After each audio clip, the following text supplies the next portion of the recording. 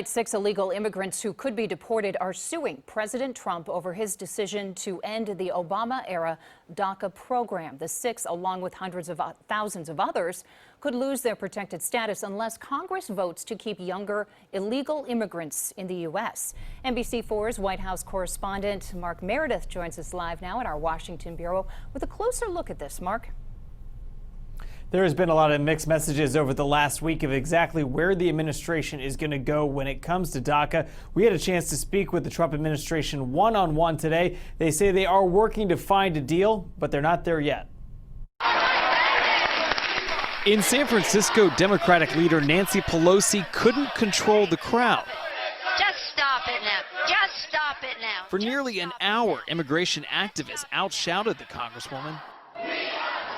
But Pelosi insists their anger should be focused on President Trump and his decision to end legal protection for 800,000 younger illegal immigrants, so-called dreamers. The White House says it's open to a deal that would allow dreamers to stay in the United States, but the administration is asking Congress to spend significantly more money on things like border security. White House Legislative Affairs Director Mark Short tells us both parties are still trying to find a compromise. There was never a conversation about what a deal would look like. Instead, there was a conversation saying, we both want to do this, we both understand the urgency of it. And that's where we now are picking up the conversation. But 6 dreamers who could face deportation aren't waiting for a potential deal.